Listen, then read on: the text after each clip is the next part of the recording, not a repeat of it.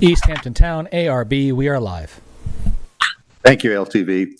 Good afternoon and welcome to the April 25th, 2024 meeting of the Architects Review Board of the Town of East Hampton. Our next meeting will be Thursday, May 9th. Member Frank Guittard is on vacation abroad, so we are just 4 members today at this meeting. We have 11 applications before us today. At the request of the applicant for 126 Long Lane, we are moving that application up to our second today to accommodate a medical situation. May I have a motion to approve the minutes of our April 11th meeting? So moved. Second? Second. All in favor? Aye. So passed. First item of business today is under business signs. It's right in our backyard, Southampton ER Department, 400 Pantico Road, Suffolk County Tax Map number 300-165-5-22. Diane, this is yours. Yes.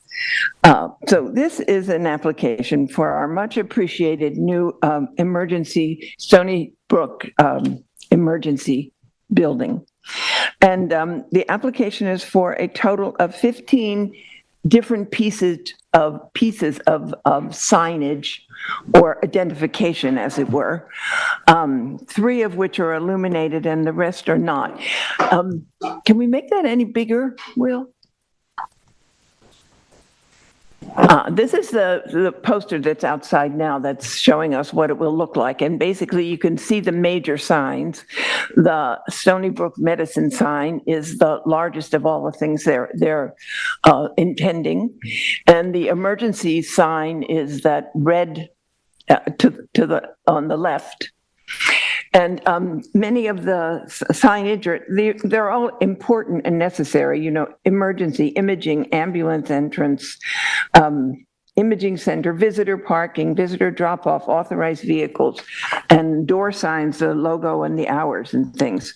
So after a nice conversation with our attorney, Mr. Collins, he mentioned to me that, of course, since we have no hospital in the town of East Hampton, nor have ever had, there are no indications, there's nothing in the code, there's no restrictions, there's nothing. So it seems to me that, it seems to all of us, I believe, that each thing they've requested is very useful and necessary and reasonable. Yeah, and totally reasonable, and actually I'm surprised more of the signs are not illuminated, actually. I'm surprised. But I also assume, being hospital administrators in buildings, that they know exactly what they're doing.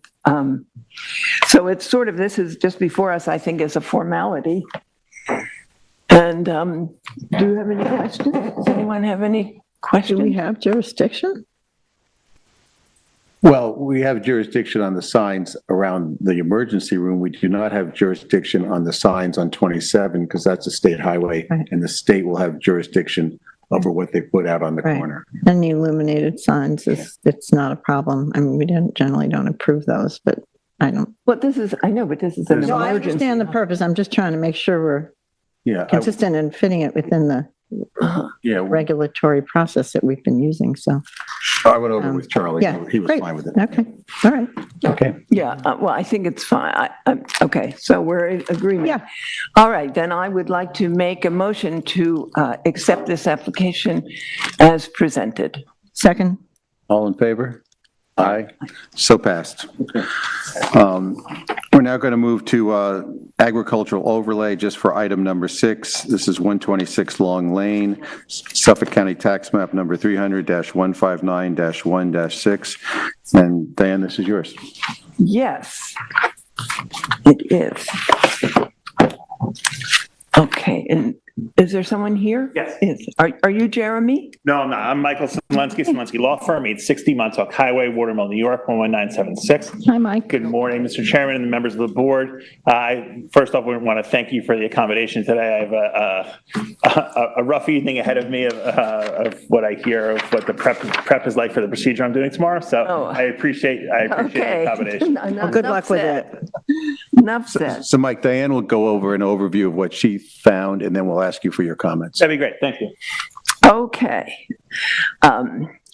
This is an application at 126 Long Lane, which is the property exactly left of Buckley's wholesale farm. And that's what it looks like right now from the across the street.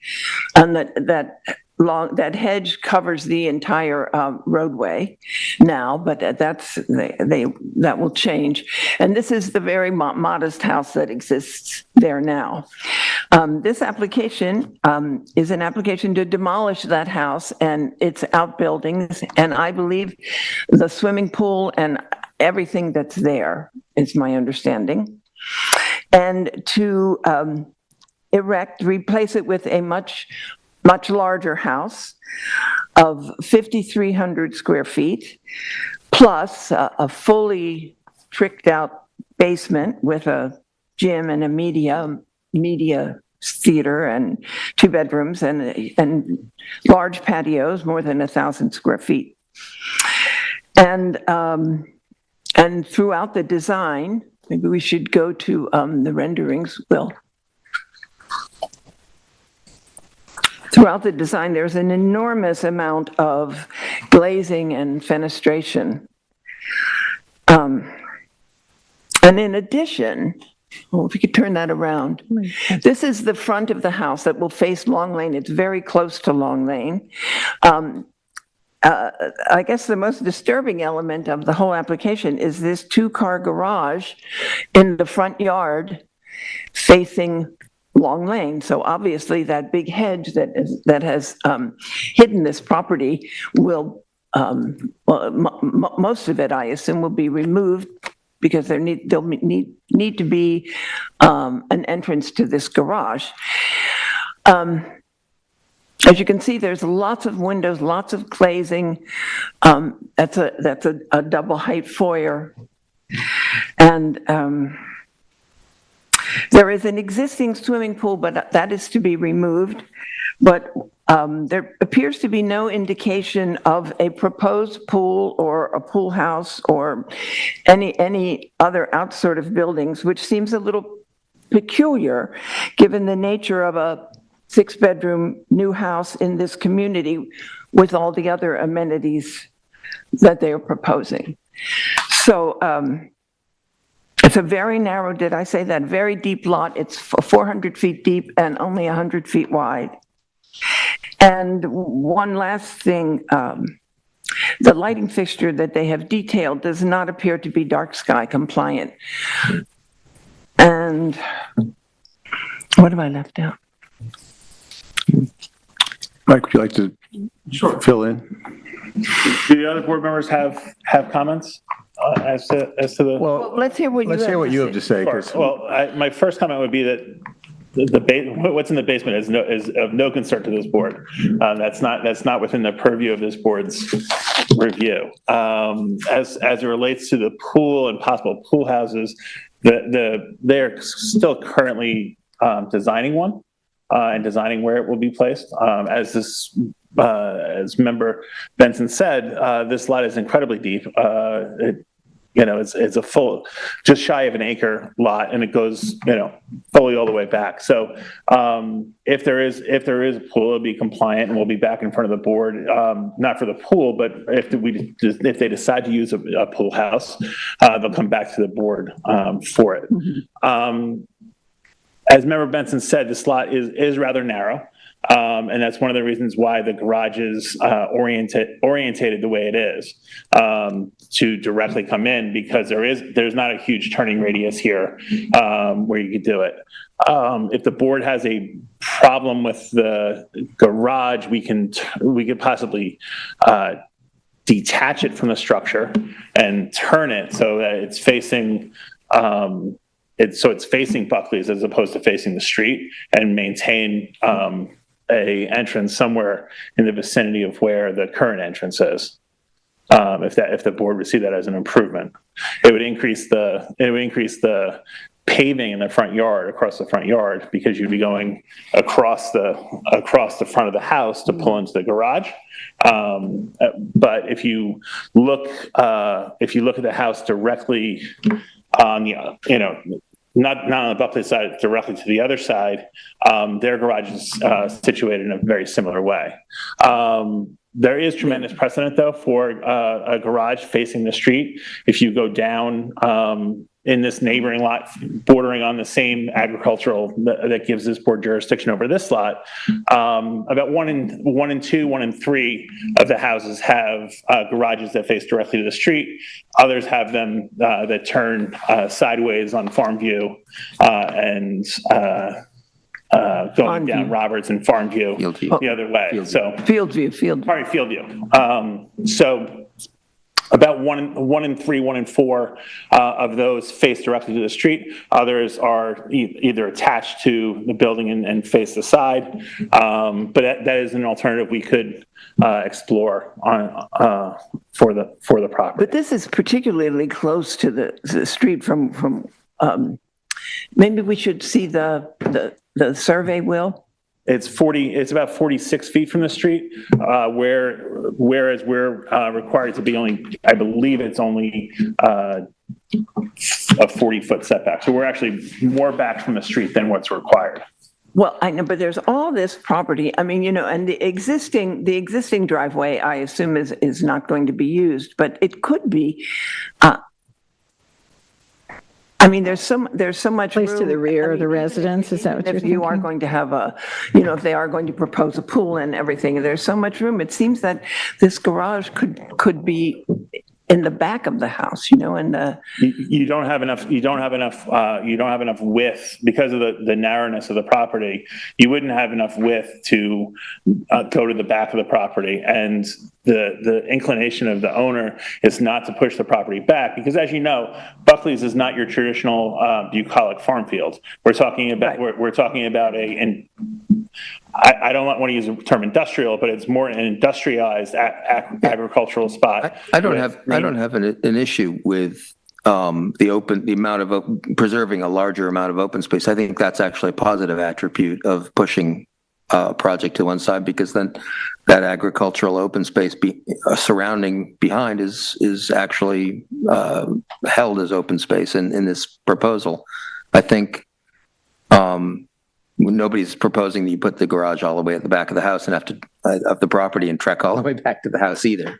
I think that there are other the design itself of the house as proposed is making it difficult to consider, for example, putting the garage behind or driving past the house, because it's just because it's designed as wide as possible given the setbacks in the pyramid, to bulk that front of the property up and create a kind of a wall to the protecting you from the street in the rear yard. So it's kind of a setup that the house is this way and therefore we can't. One could imagine property developed a little bit differently that would allow that, but it's not our purview to design these things. It's just to say that there are other ways of thinking about it. I think the garage doors not facing the street would be an improvement to the streetscape, because, as you say, otherwise you really are going to see those. They're very close. I don't know if you'd have problems with the detached garage. You've got about 6 feet to play. No, there's plenty of space there. But you can't be in the front yard with a detached Yes, you can. accessory structure. Yes, you can.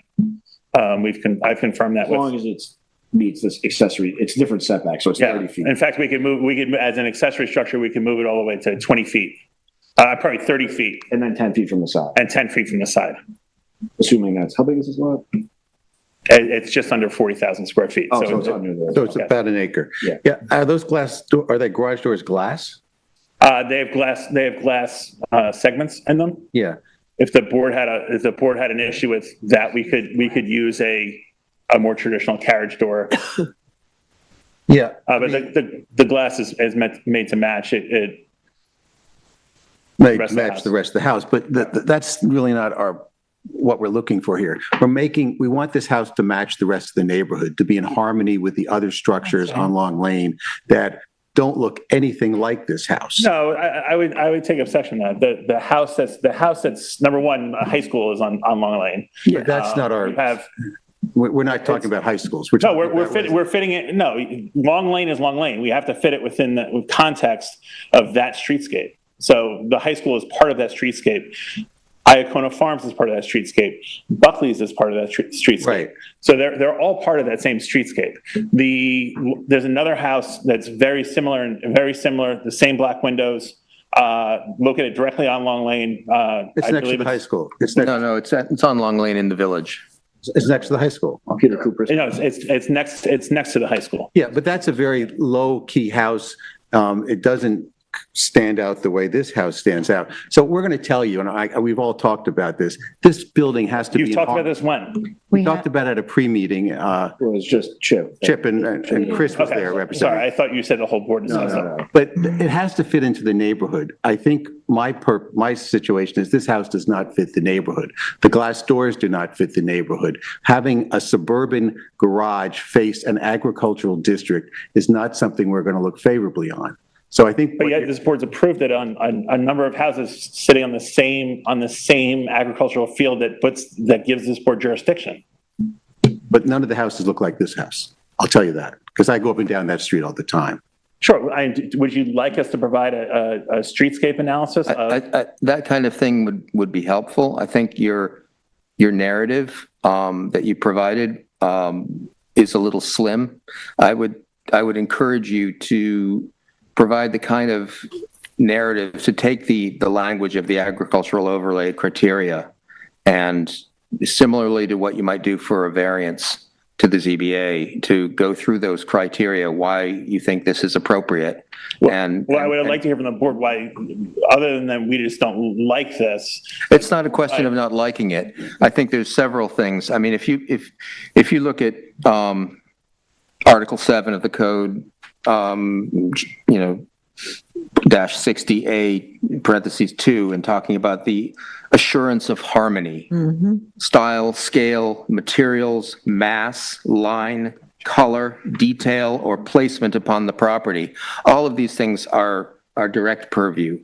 If you talk about the maintenance of character in an earlier section, that things should be designed with consideration of the harmonious relationship of the new structure to the setting and the physical environment.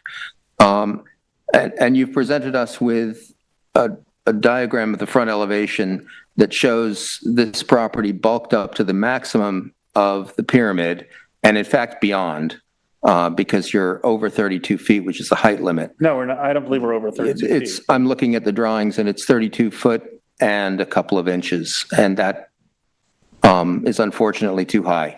So we're already, if this weren't in the agricultural overlay district, it would be purely in the building department looking at the pyramid law and the height limits and all that. But because it is, we can't take that dimension and approve it because it's not according to the code. It's on the side of that front elevation. It's the vertical dimension string on the side of the. It's only on one elevation. There you go.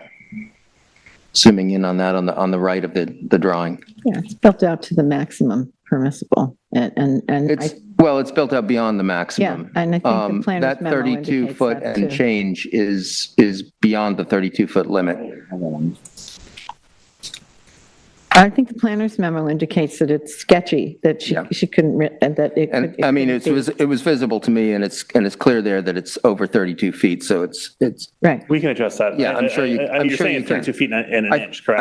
I think that it would be really helpful to us to be able to evaluate this, to take, that's a technical thing, and I'm sure you could handle that. But I'm thinking. But what is it about maybe my question is, what is it about the current structure as presented to the board that you don't feel complies with that? It's incompatible with the agricultural, that's an agricultural district, and the properties you cited. Please let me finish. Please let me finish. You've asked us to comment, and now I'm doing that. You listed agricultural uses, in Buckley's and Iacono. Those are ag uses, and this is an ag district, and that's why you've made an application for an agricultural overlay district, and those are the criteria we need to apply to it. So the compatibility and the harmonious it's inharmonious with what is presently there. So I think Member Britton's comments for you to review the agricultural overlay criteria would help inform your choices for your next submission. I'd like to also mention that, speaking of Iacono Farm, they came before us maybe a year or two ago, and they built a house on their property. And they built a house that perfectly looked like it looks as if it has always been there. It belongs there. It's in perfect harmony. So, I mean, there's many ways to approach things, but I think that this approach is not taking into consideration the entire picture, you know? I mean, and I even think that all those houses that you're talking about on Pond View, I mean, they are Field View. They are, you know, many of them have really interesting, are architecturally very interesting houses and well thought out. And I don't think that, and they don't look like that at all. Okay, and what exactly of this design is it then? 'Cause I'm not trying to be dense. I'm trying to take comment from the board. Right. Sure. I hear you saying it's just not harmonious, but you're not pointing to elements of the design that you're saying are not harmonious. I would say that your suggestion of doing a comparative analysis of context of other ag overlay district houses that give you a sense of context would be helpful, because I think through that we would be able to judge better, but also you'd be able, the designer for this would be able to see better some of the contextual issues that we're dealing with, as well as not just looking for houses that look as much like this as possible to prove your point, but houses that would be somehow iconic of this area. Here we are on a road where you come out from Newtown Lane, which is one of the most charming residential village streets and streetscapes. You take the bend, and yes, you have the high school there, but the view opens out, and you're essentially out in the country, and then we're smack dab in the middle of Mid-Island suburbia here. I really think that this is a sense of character, of style, of scale comparative to the proximity to the streetscape and the bulk of it, so how it's presented. Do you think it should move back then? Is that what you're saying? That'd be a start, yeah. It would be a start, but I think the massing in general, Mike, I think it's designed to be as broad and front-loaded as it can be. I think if you take the massing down, I think there's a lot more fenestration than we would normally see in a building that would be compatible to the ag overlay. You know, it's full of glass. The garage doors look commercial to me. They look industrial to me. I think it would be good to see. I think part of the impact on the community there is that hedge has been there for a long time. And I would like to see if you could reposition the garage someplace else, and with maybe the hope that the hedge might remain, and using that driveway as exists, if you can find a place in the back for it. It is a deep lot. I take Chris's point that we don't want to develop all the way to the end. I like the idea of keeping some of that undeveloped for the ag view and for the ag lands, but I think I think, you know, two big things that jump out to me are the massing. It's high, and the glass, it's the fenestration. There's too much glass, and it's too big. If I adjust the massing issue, it does comply, or it will comply with, if we're talking within an inch, it will comply with the zoning code. It does comply with the pyramid law. It's beyond the setback. The house is beyond the setback for what is required from the front yard. So if you take our zoning code as being the true character of our neighborhood and what's allowed pursuant to our neighborhood. Well, that's not really. But not this neighborhood. Yeah, but the zoning We're talking code. about a neighborhood that this property is directly next door to industrial greenhouses.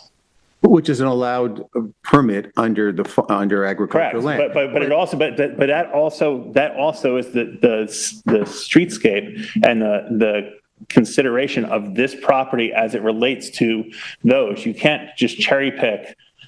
You can't just cherry pick when you talk about it. I understand you wanting harmony, but. So, Mike, did you ever look at Iacona Farms? Look at any of the buildings on that farm. They don't look anything like this house.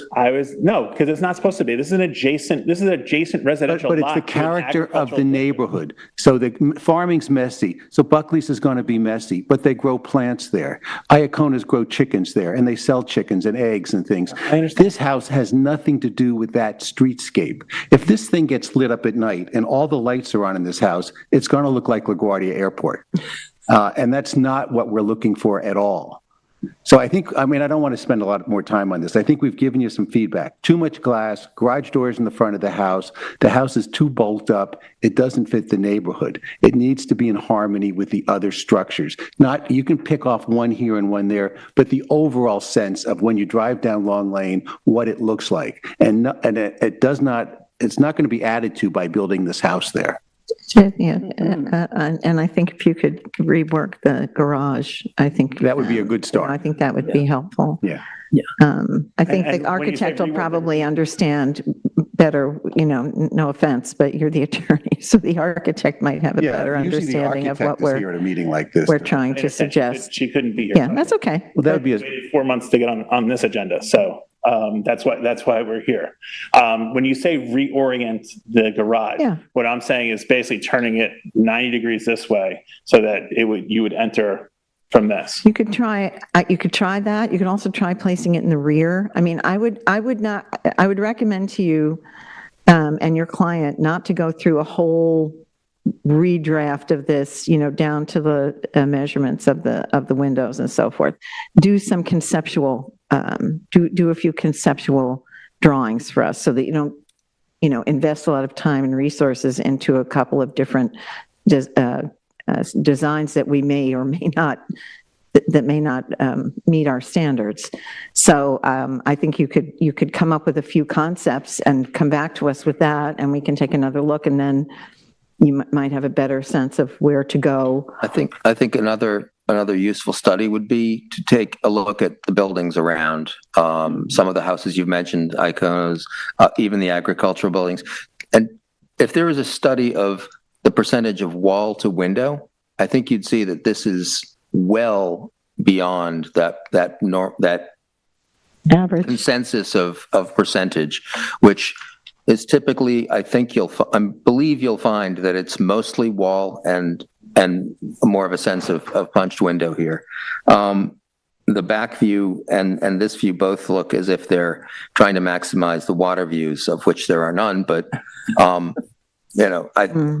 that's neither here nor there. If the client wants a lot of windows, that's fine. I'm sure there's a way to do it that is in keeping with that kind of that is a great determinant of character of residential properties is that percentage of opening to wall surface.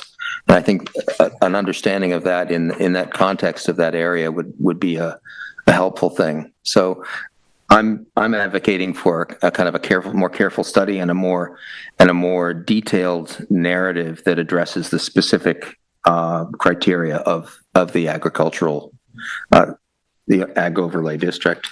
Sure. Any other comments from the board? No, but while you're here, I just want to mention, we put in place a year and a half ago, public hearing process. This might be a perfect candidate for that. And so I'd like to make the applicant aware that it might be a way we'd go with this. We decided that some of the major changes that are happening in the ag overlay could bear public hearing. So I didn't want that to come out, make you feel like it's a surprise. If we're going to do that, I would ask that we do that now. I don't want to go through numerous previous stages and then have the board decide they want to hear from the public. So if the board wants to hear from the public, I would suggest that we set it for a public hearing. But we'll consult our counsel, I would think, and decide what to do next. I mean, I know in other boards, usually the application gets a little further down the pike before you have the public hearing, but we can decide that. I don't know if we're prepared to decide that today. Are we No, prepared to no. decide that today? But I think you'd want to present something a little different if you want to go to a public hearing, just so that you've taken into account our initial comments on the house. I mean, now that I see the back of the house, the whole first floor is glass. The So, whole, yeah, it's a I mean, so see-through the house. back is even more troubling, I think, than the front, because that faces back to an agricultural district too. So anyway, I think we've given you some things to think about. You know, this is often the way it goes when these houses get presented in agricultural districts. So don't feel that we're picking on you. We're No, not. it's a process.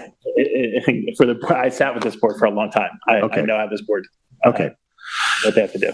Okay. So are we gonna have a new date? No, we don't. She's not here. She's away right now, so I'll talk to Carl when she gets back on Monday. Yeah. But what kind of time frame are we looking at? I don't, Yeah, Well, I think we have after, at the end of May and beginning of June, the schedule's wide open. I looked at it. So the other not day. too long. Yeah. It depending on when your So I'm resubmission. looking at least 2 months to come back from No, the 2 board? or 3, 2 meetings maybe a month, between a month and 2 months, based on what I saw on the schedule the other day.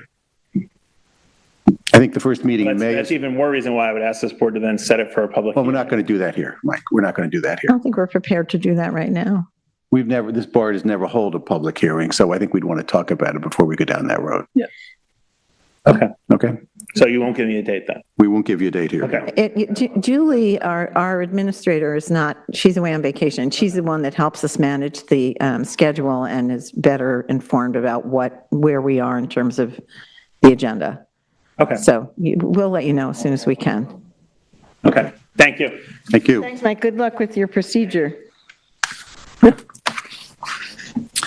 Okay, back to change to commercial, Faro Beach, Suffolk County Tax Map Number 300-32-3-14. Kathy, this is yours. Right. Okay. I am switching. Okay. So this is an application to legalize some pre-existing structures. This is a small commercial, it's a residentially zoned area, and they're small cottages for rent. It's sort of a seasonal, not a hotel so much, but I guess they're seasonal rentals. There are 5 buildings that we have jurisdiction over. And this application recently was granted, well, in the last 6 months or so, various variances and an RSP from the Zoning Board of Appeals. So I consulted a little bit with Brian Frank, who worked on that, but there are 5 buildings. Building A, could you just bring up the survey, Will, and that way we could, people could see. So it's on Lake Montauk, that's up in the upper left-hand corner of that, and these are all, the Building A is the one, that little sort of charcoal, yep, thank you, there it is, Building A, and then B, and then it goes across to C, D, and E, and those are the ones that we're looking at. That other building that's on the lower right is a residence and wasn't part of our review. But each of those buildings has various decks and trellises over them that were constructed without permits. So it's retroactively seeking approval. They were within the freshwater wetland boundary on the Building A, which is near to Lake Montauk, so they needed a variance and a natural resources special permit for that, all of which were granted last summer, I think, in July. So now we could go to the photos, please. Thank you. So Building A is the one that's northernmost, and it has, you can see that trellis there, and there's a deck on the northern side, and then you can just advance through that. Thank you. And you can sort of see on the left, there's a deck. So the deck wraps around the north and east side of the building. Oh, sorry, Andy. I just started this. I didn't even recognize that you were here. I'm glad you're here. You're here representing this. Yeah. Okay, great. And then, okay, you could click forward, and then Building B is, oops, okay, that's a different group. Okay, Building B Yeah, that's B. So that is the building we just saw before this. This is behind it. And it has that deck on the north side and the east side, and then the trellis is above it. If you could just go back to the one where we were. Thank you. And then building C, which is across from this. Yeah, that's D and E. C is on the, you could just keep going. I'll tell you when we get to C. These are very hard. There's C. Now C is this is the northern side. It's facing the lake here, and it has a deck there, and then there's a deck on the western side. So if you can click through to that, but all of them have basically the same trellis. Yeah, there it is. Okay, and then you can go again, click again, keep going. That's not it. That is building D. Yes. And there's a divider there. There are 2 units there. I think this is unit 3 and 4. And there's a deck on it, and the trellis above you can see, and then you can scroll to one more. I think we'll see. Yeah, that's the southern view of that. Okay, and keep going. Thank you. I think that's building E. So D and E are basically the same size, and the decks and the trellises are the same size. And A and B are, the other 3 are all different sizes. So these, everything seems to conform to the submitted information. They've been there a long time. There have been a couple of replacements. You can see the poles there have been those lifted, replaced, but the trellis is a little bigger than the deck, but it sits up on the roof line a little bit, but it hangs over maybe 3 or 4 inches, but they're pretty modest, and I think they're completely amenable accessories to these structures. So I would recommend that we accept this as proposed. But I did have a question, Andy, maybe if you have a chance. Can you find those pictures of that? The first one? There were 2 others that I sent you about. There was like a log arbor or something. What is that thing? There, that. Because I didn't know what that was, and I didn't see that on the site plan. There's a structure down by the water.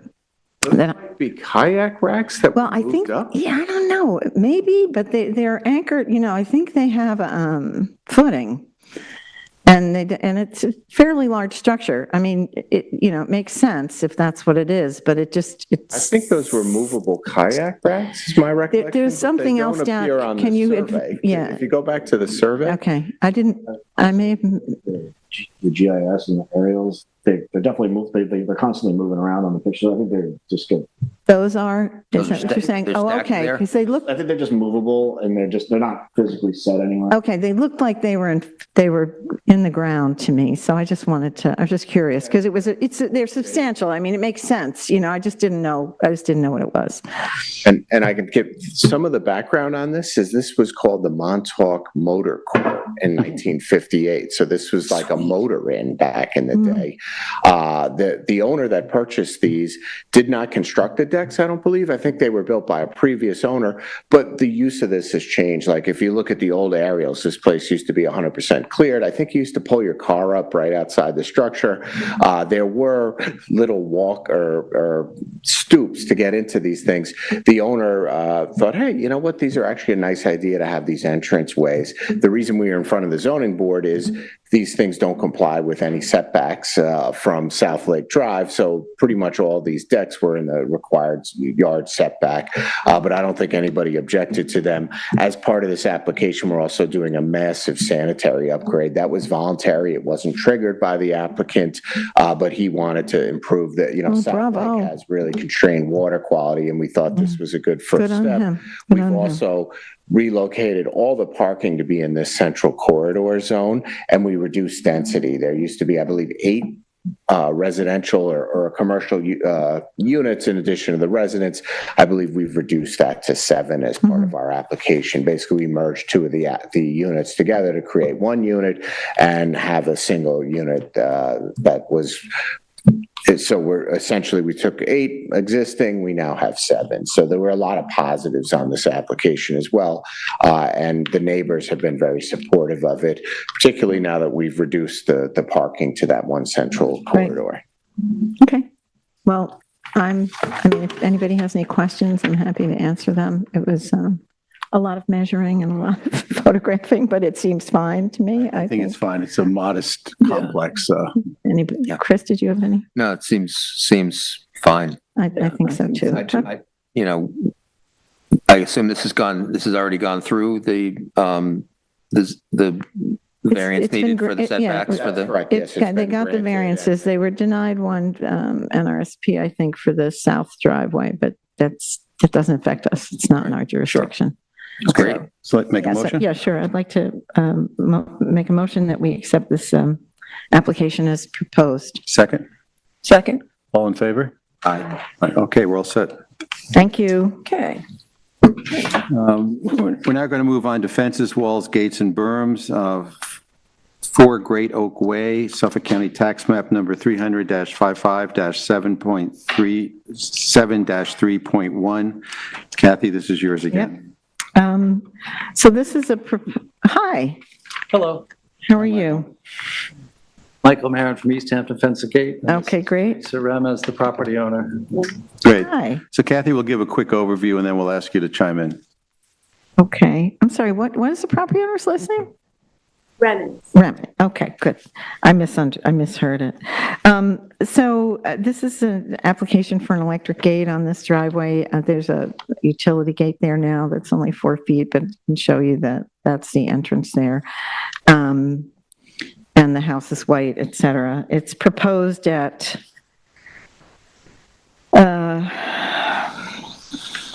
the gate is proposed at 5 feet 9 inches. The columns are 6 feet, 12 by 12 columns. I don't have an electric gate. There were a couple of things missing from this, so we can't really act on it tonight. And one is that the call box is not depicted on the survey, so we don't know where that's going to be. And we also don't have dimensions of the negative space on the gate so that we can determine what the transparency is. As a general principle, we recommend that gates be 4 feet high in that area. And we might consider something over that, but I think we need more information about the transparency at this point. I can't. Is the bottom solid? Is that what those are solid planks? No, there's spaces between, it's way over 50%. Oh, could we see that? This doesn't show anything like that. The same gate made somewhere else, Ah, but it's Right, more than 50% transparent. right. Well, we would still need for us to act on it, we would still need the schematic to, represent the dimensions. This looks better. It's still a big gate, though. Drawing speaks for itself. Yeah, no, Michael, the distance between the vertical board members on the bottom, we need that. It's 1 inch or 2 inches, Right. and they're 1 inch or 2 inch, but that has to be detailed. yeah, all the different, It's way up in north, yeah. it's way up in And the the, alternating width spacing is quite attractive. It's, it's just a question of documentation, I think. yeah, and also I think it's a little too high. I think you should bring it down a 1.5 feet if you can. I would be willing to propose a 4.5 foot gate. I think those 6 foot columns are just going to be too big there. Did we see the survey? Pardon? Bill's got the survey. Well, and Yeah, I couldn't find the call box on the survey. That's something that needs to be depicted, especially with an electric gate. I mean, it's administrative really but but currently that construction gate is further back, right where the driveway widens out. Is that where that temporary gate is now in the photographs? It's similar to where the gate is, yes, and the call box would be the correct distance so that your car is off the road and you could Right, the call box just can't be within the right of way, that's all. And we need to have it depicted on the survey so we know that it's not in the right of way. It's like administrative more than anything, but if it's not on there, then we can't approve it, that's all. Could we also ask about a little bit about the intention for the street front, the treatment of the street front at that property, to understand a little bit that the gate in context? Because right now it looks like you're proposing essentially a 6-foot gate with no fencing leading up to it on either side. And of course, on the survey, there's no indication of vegetation planned or existing. It looked pretty open right now in the photo. So if you could just give us a sense of the context of how that gate would be sitting in that streetscape. We're waiting for we're waiting for plans on how to develop it. Oh, okay. We're not sure how, what we can move forward with. So it's Right. one thing after another. Were you planning on putting a fence on either side of this gate? We're not sure how we can orient that, Okay. because, so we're not exactly sure where we're going to be adding that. Right now we have. Well, it's just odd to put a 6-foot gate. Usually people tell us stories about deer or grandchildren running into the road. But if there's no fencing on either side of the deck, that story doesn't kind of, apply here. So I think 6 feet is considered high for us. And so. Well, we just always wanted to have a gate. Yeah, I understand, to keep Part people. of our dream to have the house the way that, with that in context. Yeah, no, there's no issue having a gate, but this is a very high gate. Right, it's the height of the gate. My neighbor's next door is 7 feet. Right, we looked that up, they have no approval for that, so, because I noticed that too. I thought, oh my gosh, that's a big gate, And the yeah. neighbor across the street has a gate, and then I walk the neighborhood on Hickory, there are gates, on Alley, there's There are gates here and there, but I could, many that are and really tall. most of them are unapproved. Most of them do not have I would object approval. to that. I think that is a blanket false statement. There are 100 gates in this neighborhood, and I have built probably 50 of them, and I've been before this board. 100 gates? Yes, ma'am. If you'd like me to. No, it's not necessary. No, you don't need to do that. The streets in that neighborhood, yes, there's at least 100 gates within walking distance of this house. And many have been approved by this board. They've been solid, they've been painted black. There's a slide gate 300 feet from this house that has 6-foot high, solid slide gate. And it was approved by this board only 2 years ago. And this neighborhood is chock full of driveway gates in the 6-foot and even taller range. So Well, that's out of the bag. I'm sorry. news to me. We We rarely approved 6-foot gates in the 3 or 4 years I've been on the board, only in exceptional circumstances. The trend is to go away from I'll show you the 6-foot. three that. Well, they could be gates from 10 years ago. I mean, No, they're not. the fencing and I think, I didn't watch them get approved in this. I take you at your word, but One- we're dealing with this One for Sean particular, Eckert, we're dealing with 300 this, feet from we're this dealing with house. this particular application, and the recommendation Responding is, to your- I I'm responding understand. to you saying I that understand. There are very few gates in this neighborhood, and that is completely false. It's not what I said. To say that is misleading. okay, Mike, we're not here to argue. Let's get move this. forward positively. Respond. And Okay. We have a right to a 6-foot gate. No, you don't. Where- You don't have the that code right. allows- The code, the code allows driveway gates up to 6 foot in height. Pending to- approval to of be- this board. Can you not interrupt me? I heard you. Michael was Interrupting here me all before. this time. I'd like to present and not be interrupted. Please? Go ahead. So I'd like to respond when you're saying that a 4-foot gate is what you have in mind for this neighborhood. There are hardly any 4-foot gates in this neighborhood. And if we wanted a 4-foot gate, we wouldn't be in front of this board. We're trying to get a 6-foot gate. It's actually 5'9". We brought it down from 6 foot. And this is a gate that's been approved. This exact drawing has been approved twice before on this board at different locations. One in Amagansett and another one not far from this exact location. So please, your comments. I At think, this were height very it was approved? misleading. And yes, I think you're being argumentative, and I need to respond. Michael, I think, your the 6-foot gates are not approved as of right. Anything over 4 feet comes before this board. Yeah, that's what we're hearing. Which doesn't mean that they can't be approved. It just means that they have to be approvable. And I think that if we look at some of the details, the photograph was much more convincing than this drawing, by the way, and Yeah. very helpful. It would be great to have it as part of an application. If That's why I brought it. But I think it would have mitigated a lot of the initial comments as well. I think if you go back to the survey, I wonder, personally, I'm more amenable to a taller gate in a more wooded setting like this, with larger lot sizes, where the gate is much less part of the streetscape and pulled back a little bit.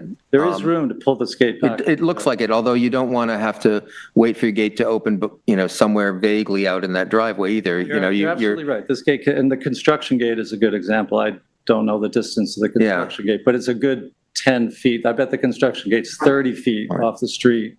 But when the homeowner, you want to put your wires where the homeowner can sit comfortably in their car in the driveway waiting for it to open when they want to leave.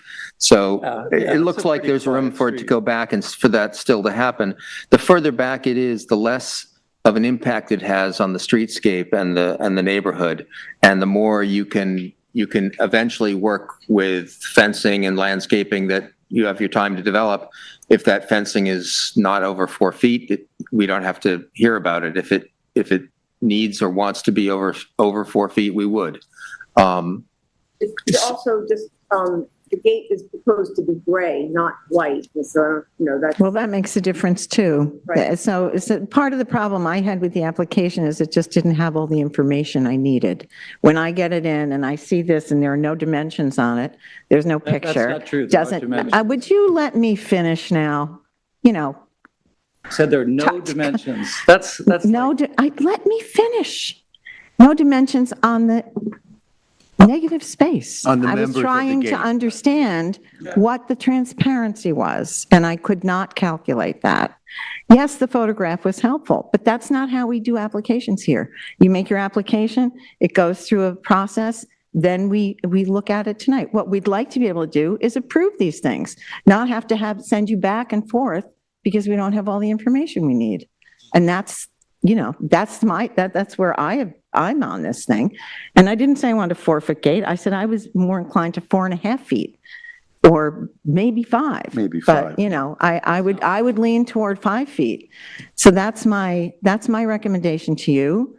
We cannot approve this tonight. It's not going to happen. I would also like to point out that once I can get my plan organized, the vegetation, which I'm hoping to put in front, will not make the gate be the only thing you'll see as you. And if it's a natural wood color, it'll also blend in better. The fact that this appears white and it's 6 feet, it's big. It looks big. So as far as the time frame on, what is the time frame to get? It's. As far as, so If the application had been complete tonight, we could have given you an approval or modified it in such a way that you could have walked out with the conditioned approval, but we don't have that information. So you're going to have to resubmit. We need to see the call box on the survey. We need to have the Color. The color. The materials, and the dimensions of the internal of facade the of the members, gate. and particularly the negative space. So we know. very eager to get the gate approved. Okay, we understand that. So our next meeting is booked, and then the meetings after that are wide open. Our next meeting is in 2 weeks. So the meeting a month from now is wide open, and all the meetings after that are wide open. So if you get us the documentation, I'm quite sure you can get on the second meeting in May. If you can resubmit with the information we've requested, Yes. we'll get you on as soon as we can. Location of the box. Has to be put on the survey. You'll get That's doing the incomplete letter, right? Yeah. And as far as being more open, make it more, like if I were to say, I would be okay with like even just slats that I think you guys approved. The more transparent it is, the less the impact of the height, generally speaking. So If it it's was more approved- transparent, the height. That was approved I think, last week. Before we go there, Last this session, it was just this plain gate is well slats. within the rules. So if you want this gate This gate is well within the We shouldn't be transparency. listening to this. Mike, it's not within the rules, Yeah. and I'm not going to tolerate you sort of contradicting us here. So if you come back to us with I think you, Transparency rate is, are you looking There's for no it? rule, it's not a rule situation. There's no written rules. So what you're referring to doesn't actually exist. Oh, There's no code saying if you meet X, Y, and Z criteria, you will get approved, or you need not get in the past, you approval. had a written guidelines that. Anything over 4 feet has to come before the I ARB. think if you brought the gate down a little bit, and I don't have a problem with that gate, does the other board members have a I problem? have no problem. I think that picture is a relatively transparent gate. The one you showed us, we can't understand what that is.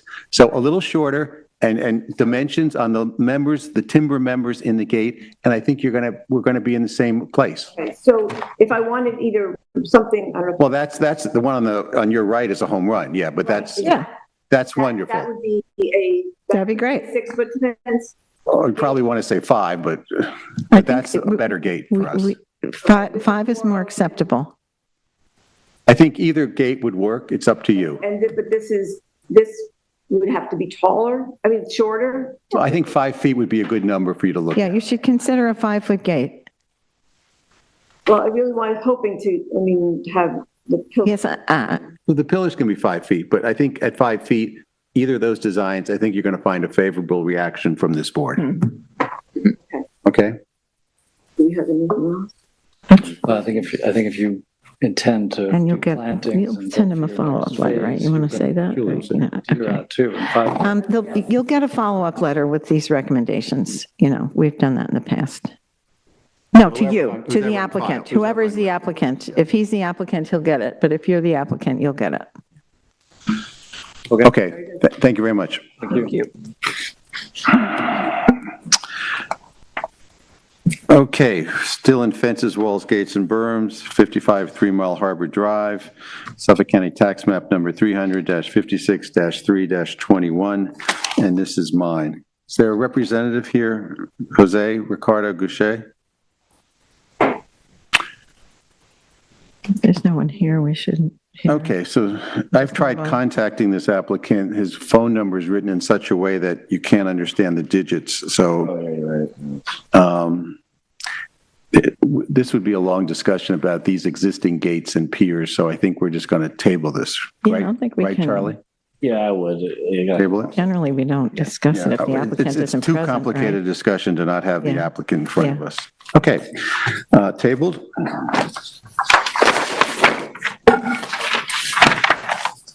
Agricultural overlay, 3-day J-51 Wainscott LLC, Suffolk County Tax Map number 300-196-1-20, and this is 3J-51 Wainscott Hollow Road.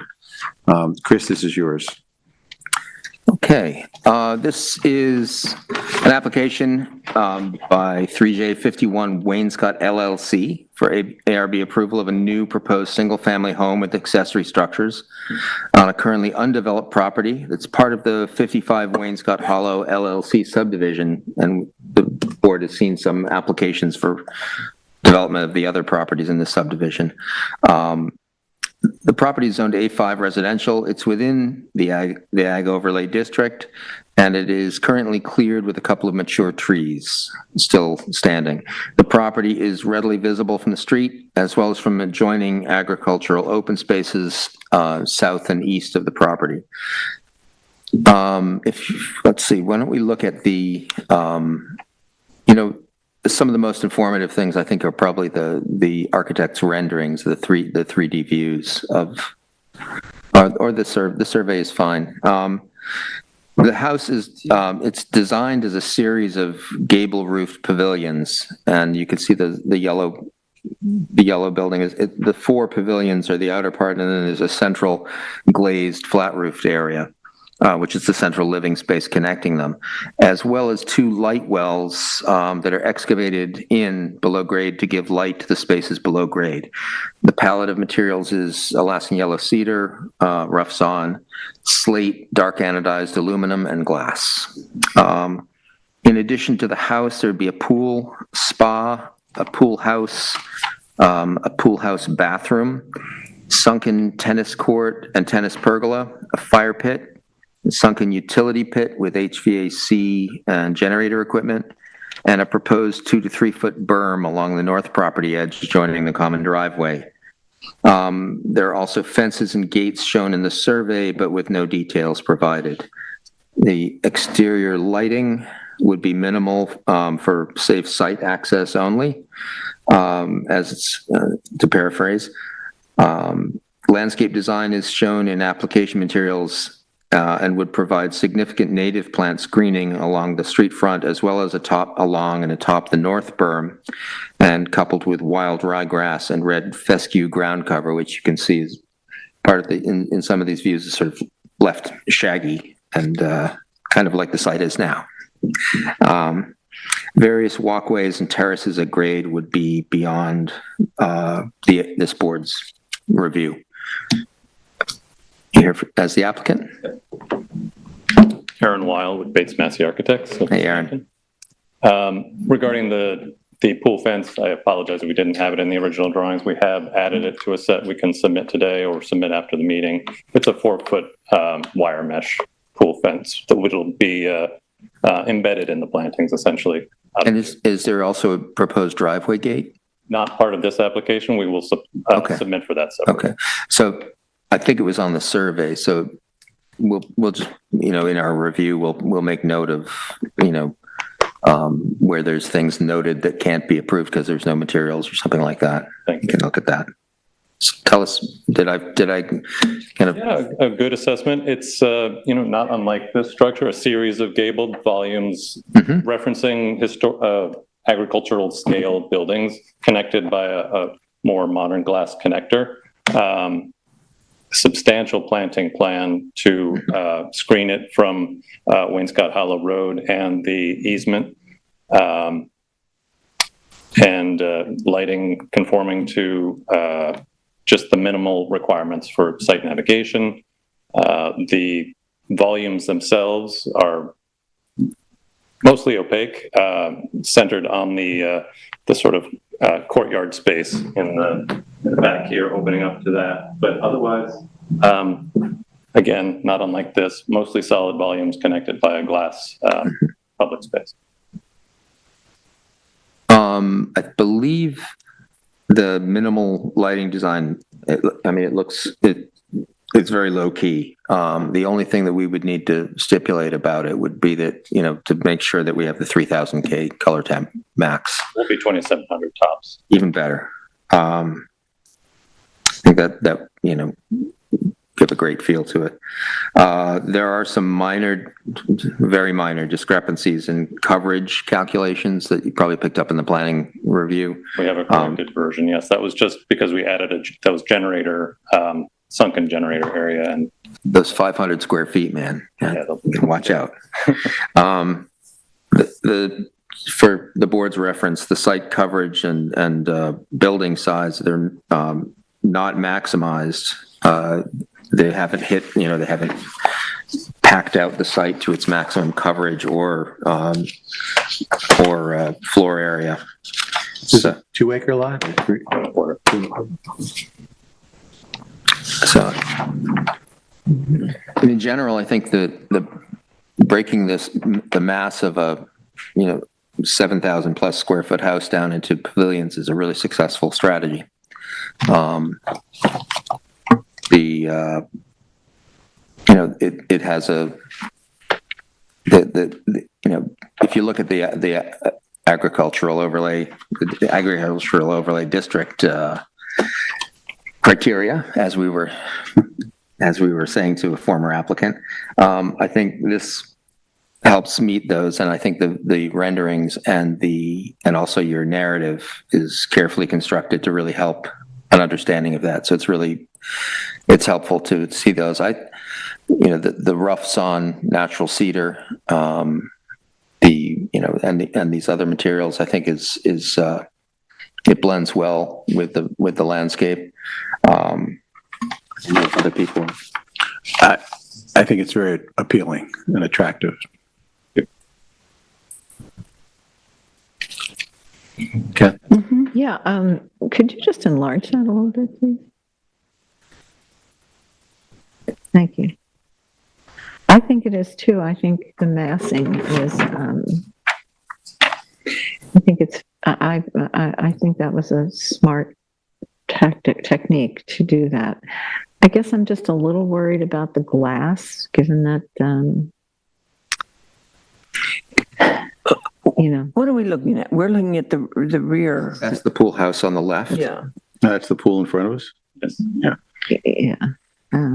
Where is the elevation from either the street or the, so this is the corner lot, the first lot, right? Correct. Yes. And Yeah, another this thing to note is that the part of the covenants for the subdivision is that this particular property being closest to the street has to have its access from Wainscott Hollow Road, Right, not and from not shared from- for the right. driveway. Right. Uh-huh. So that's the view from Wainscott Hollow Road? No, this is actually well within the property. Can you go to the site plan for a moment?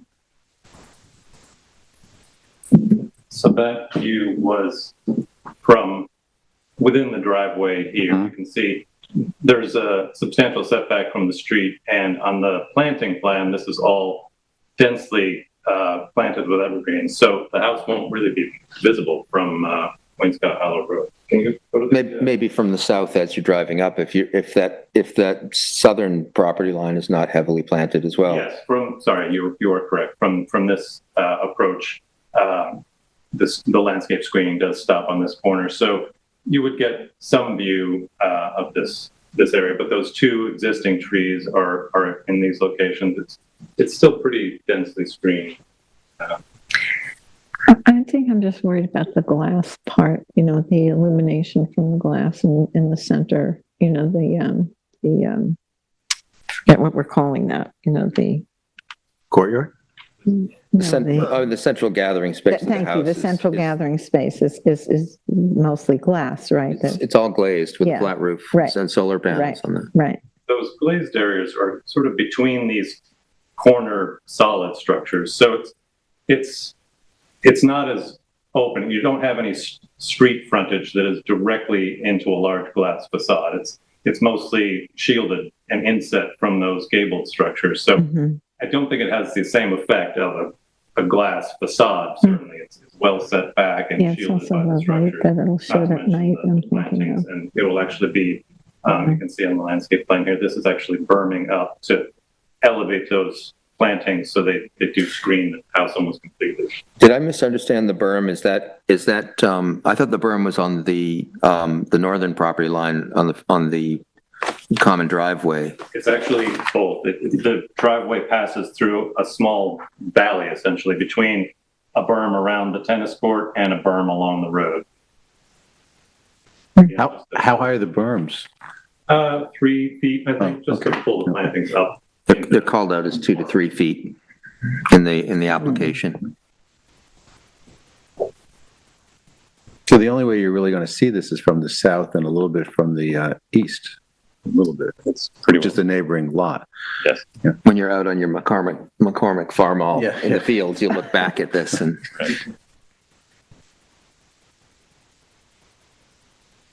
It's very And just one interesting. other note is the largest portion of unobstructed glass is here, and not only is it shielded by those corner pavilions, it's also under a deep overhang, so it can get set back in shadow. I don't think it has the same effect. Okay. Yeah, I'm just thinking about the light at night too, because right now it's dark there, and that's part of the, the ag characteristic is that it's dark. I understand it can't be dark if there's a building on it, but I'm just trying to minimize that a little bit. I think part of the, as I understand it, and from reading the drawings, part of the glazed openings in the house in the solid pavilions is actually covered by slats. Right. So It's both carved in, they're mostly carved okay. into the roof on the second floor, so sort of set back. that's not the case in the glass center Okay. area, But as I yes, understand at the it. gable ends, or on the ground floor, it's mostly covered by screening for privacy okay. with slats. I mean, I'm going to go out on a limb here and say that I think it's a really successful application. To me, it's sort of evocative of this sort of poetic barnyard ruin in a good way. You've designed a ruin. Right, yeah, it's a great way to You know, there's sort of describe this it, yeah. abandoned barnyard feel to, you know, slats with light peeking through and tilted gables that, you know, look like they've been left to fall over. And it's the same with the chimneys that might be in, you know, columns missing with big roofs overhanging, and the rough natural cedar will obviously age really well and is, you know, we're all a big fan of that material. So I think it's that combined with having broken the mass down, and of course, you know, East Hampton zoning code doesn't allow separate buildings for a single family residence. You have to connect them with interior space. So to take the approach of contrasting a series of solid pavilions with a glazed common space that is kind of like that, it is a little bit of a lantern as a you know, the beacon, bringing all the flies in the agricultural area to hammer against your windows would be, you know, that's kind of inevitable part of keeping this as a single family residence. I think we're good. Everyone's in agreement. Kathy? Yeah, I mean, again, I just have I just don't know, I can't offer any mitigation for the, you know, the impact of the light emissions at night on the glazing, but I think it's a great design. You know, I do agree with everything that Chris is saying. I just lean more towards less glazing in those areas mainly because of the night, you know, the light emissions at nighttime. But I don't have a recommendation for how to remedy that except to close a couple of those windows, and that kind of defeats the design, I think. So. Yeah, Chris, you ready?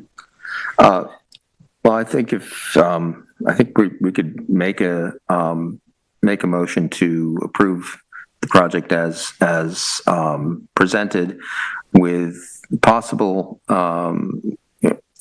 except that I don't know technically how we have to deal with the fact that there are things shown on the survey that haven't. So it'd be conditioned on the Yeah, correction of those things. Yeah. Yeah, I would say conditioned on the presentation of fencing and gates. They just resubmit the stuff that's missing correctly, and then it should be okay. And as a side note, I think I don't know how the planning and building departments are going to consider the square footage of your pool house. It's not really our purview. Just so before we kind of get into a motion of the architectural approval, it looked like you were maxing out the square footage in the pool house, and then there was another feature which is pool house-ish and separate. So unenclosed, but duke it out with them across the hall, and let us. And then we'll just approve the resident. But if otherwise, I'd like to make a motion to approve the application as presented, based on the condition of presenting the fences and gates shown on the survey that we don't have materials for the design of. Second. Kathy, all in favor? Aye. Aye. All set. Thank you very much. Thank you very much. Oh, nice not to see a big mass. It was yes, very pleasant. And thank you, Aaron, for, I mean, it's a really thorough presentation, and all the things we were, trying to encourage the other applicant to try to yes. you've done, and it really makes it a lot easier. We salute your effort, because it's not often that we have this happen. A very long time on this development. Especially in this area. Yes, exactly. Thank you. Thanks. Thank you. Okay. All right. Okay, moving right along. We're still in agricultural overlay. This is 12 Tyson Lane, East Hampton, Suffolk County Tax Map number 300-189-6-7.1. This is mine. So this is I'll read my prepared remarks. This is an application to approve 2 pedestrian gates on a vast estate on the ocean off Further Lane. We approved the construction of the gates in April of 2013. One is a pool gate and one is a garden gate. We stipulated that both gates had to be no higher than 6 feet. One is 4 feet tall, the other is just under 6 feet tall. Will, could you just show us the gates? That's the 4 feet tall gate, and that's the 6 foot tall gate.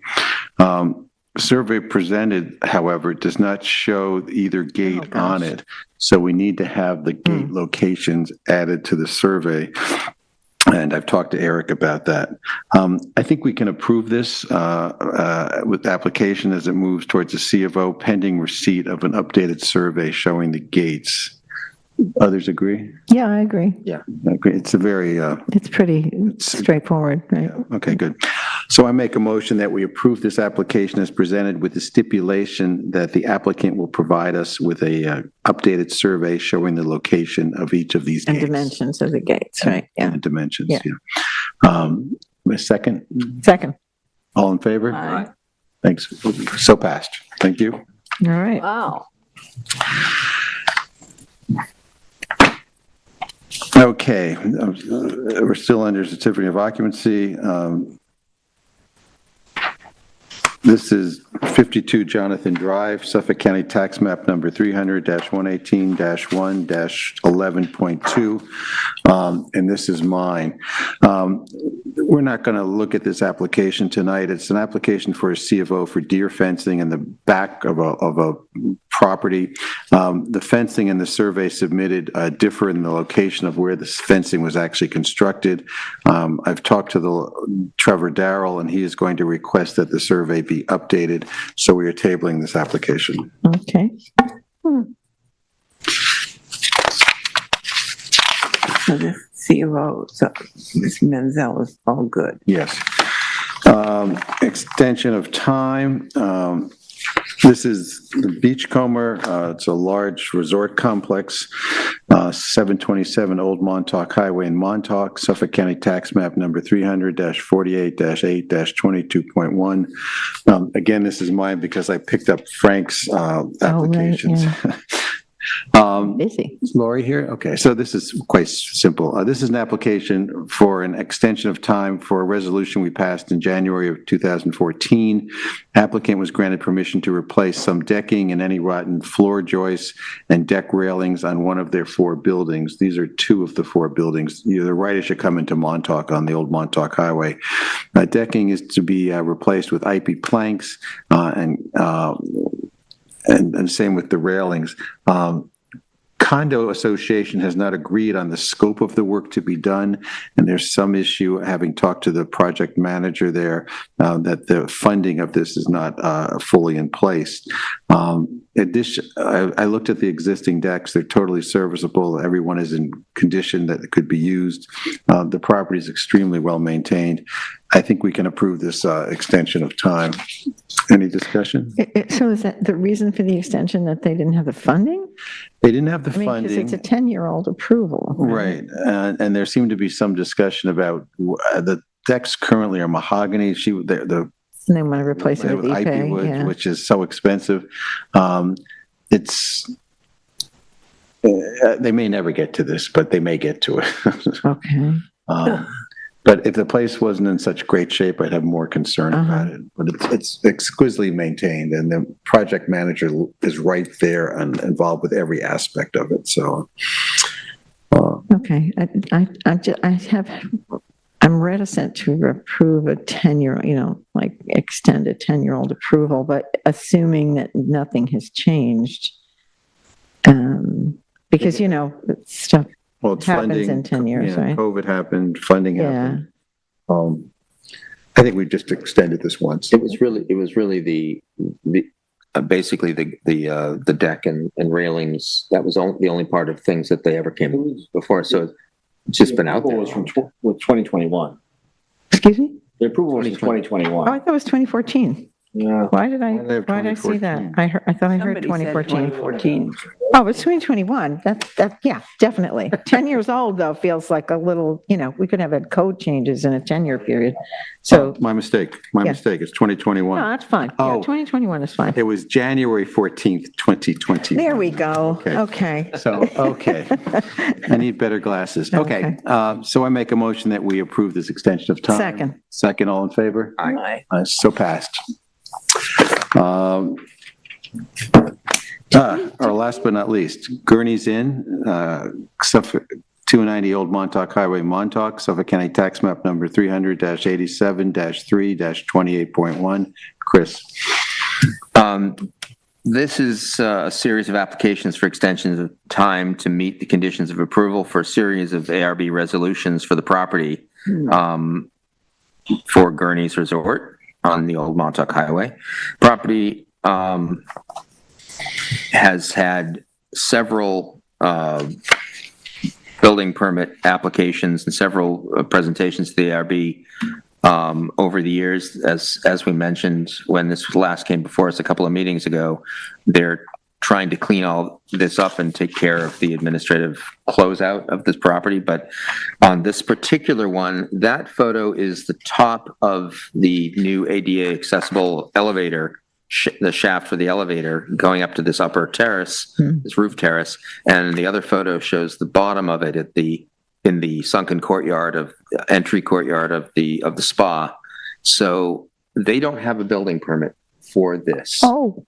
And their request on this application is awaiting ADA approval, which is forthcoming. We will need to apply for a building permit prior to ARB inspection, which was also held up awaiting ADA approval. This application is to extend the date of this ARB while we await that approval, wait for that approval to be in hand. My only question about this is, did this design ever come before this board? I was there several years ago. This is just the... They presented a lot of... This is the entrance to the spa, right? You go down off the parking lot, Yes. and you enter the spa on the right. I have a big spreadsheet of 1, 2, 3, 4 building permits for various things all over this property. And this one is part of a series of open items from a resolution dating to 2021, but that elevator was not part of the things on the list from 2021. So I believe that what I was told by the owner and contractor who I met with when we first saw this a couple of weeks ago. Yeah, the green wall. Was that this was, they were told that they needed to provide an accessible pathway to that roof terrace, which this is really the only way that they could do that. So I don't know how they came about in this sequence that they had to provide it and they don't have a permit for it, and It's a little like chicken and eggy, isn't it? I mean, I don't think the elevator was part of what I looked at when I was there. The terrace is where they have the weddings, right? Which is just... It's a big wide open terrace. Top of that photo. Yep. It's huge, yeah. It's a very big open terrace. Football So field. this is for an extension of time? So they're asking for an extension of time to sort of clean up their act on the paperwork, which I don't know if that means that they have to come back before us for approval of something that's already built. Right. Namely that elevator. Good Lord. This is very complicated. Let's just give them the extension of time. I mean, Yeah, I don't have any problem with that. It just seems unusual. Well, Chris... Apply for an extension of time on something that doesn't even have a building permit. This was last minute. He had to actually make a spreadsheet. I remember, I was here for that one, the green wall, right? Didn't they have like a green? Yeah. It's there are windows that they haven't replaced that were applied for that they may never replace. Right. So there's a lot of cleaning up of the paperwork, and there's a lot of closeout that they And it's are only able for a to do. year, right? The extension of time is only for a year. Yeah, this is it's March 25th is when it expired. Yeah, So okay. it's been the 3 years, just.